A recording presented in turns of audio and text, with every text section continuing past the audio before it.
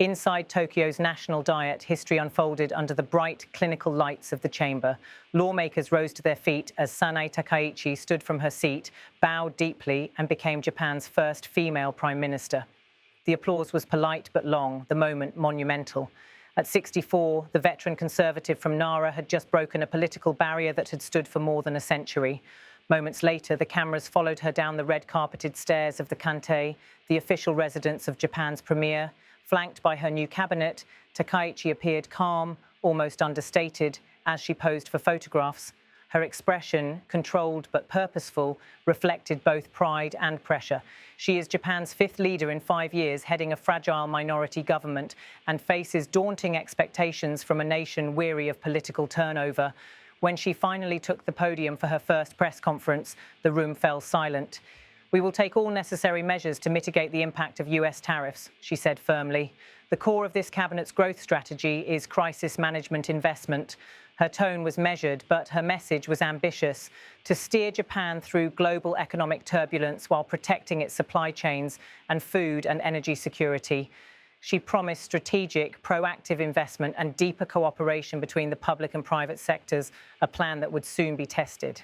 Back in her hometown of Nara, campaign banners with her image fluttered in the autumn breeze. Locals stopped to watch the television screens in shop windows, some cheering, others simply stunned that one of their own had reached the nation's highest office. Among them was Mao Miyamoto, a 29-year-old salesperson, who shared her thoughts. "When I saw her on TV, I thought she seemed like a very powerful person," she said. There was controversy around her statement about work, work, work, but it showed how motivated she is. "I hope she channels that energy into improving women's rights and working conditions." Her words echoed the sentiment of many Japanese women who see in Takaichi's rise a mixture of inspiration and skepticism. Despite her gender milestone, Takaichi has built her reputation as a traditionalist known for her nationalist leanings, admiration of conservative icons, and uncompromising approach to policy. Yet her ascension marks a symbolic shift in a country where female representation in politics has long lagged behind global averages. At her second press appearance of the day, Takaichi turned to foreign policy. With US President Donald Trump scheduled to arrive in Tokyo next week, she spoke directly about Japan's diplomatic priorities. "The Japan-US relationship is the cornerstone of our foreign and security policy," she declared. "We will not confine ourselves to bilateral issues. From Indo-Pacific challenges to the Middle East and even Ukraine, we will deepen the trust between our leaders through candid discussions." The statement signaled both continuity and caution, a recognition that Japan's alliance with Washington remains indispensable, but also that her government must manage its own strategic autonomy as global power dynamics shift. Her meeting with Trump, expected to focus on trade, defense spending, and semiconductor cooperation, will be her first major test on the world stage. Across Japan, reactions were mixed but largely hopeful. In Nara, Satoshi Sakamoto, a 73-year-old retiree, said simply, "I have high expectations." Above all, she seems to genuinely care about Japan. "I'd appreciate it if she could clearly express Japan's position in the world." His words captured a quiet national mood, an expectation not of revolution, but of resolve.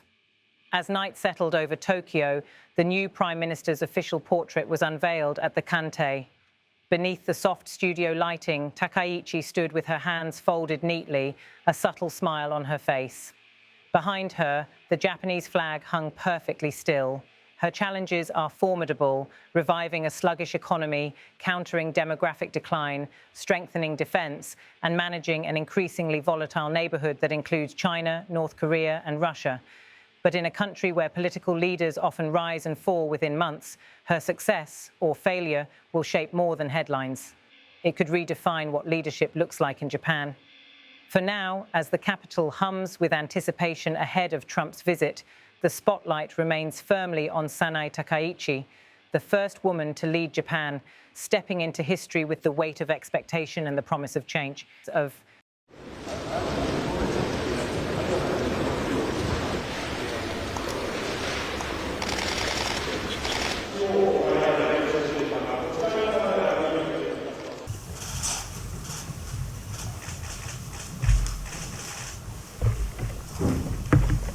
"We will take all necessary measures to mitigate the impact of US tariffs," Furthermore, the core of this Cabinet's growth strategy is crisis management investment.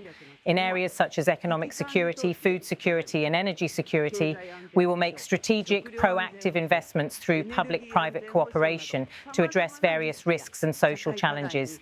官民手を携えて先手を打って行う戦略的な投資でございます。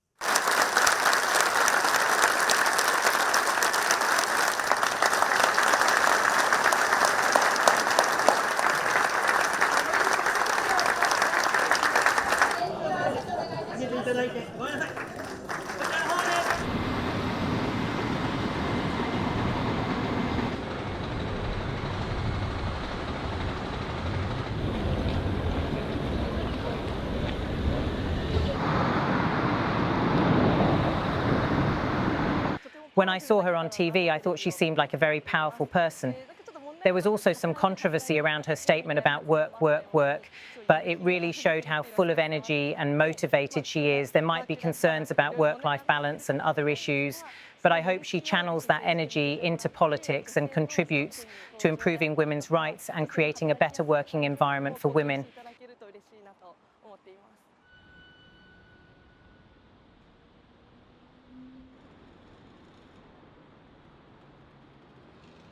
The Japan-US relationship is the cornerstone of Japan's foreign and security policy as an ally. We will not confine ourselves to bilateral issues, from Indo-Pacific challenges to the Middle East situation and even Europe and Ukraine. We will deepen the trust between our leaders through candid discussions on the issues Japan and the United States face. 米国が直面する課題につきまして、率直な意見交換を通じ、首脳同士の信頼関係を深めてまいります。I have high expectations. There is a lot I could say, but above all, she seems to genuinely care about Japan. I'd really appreciate it if she could clearly express Japan's position in the world.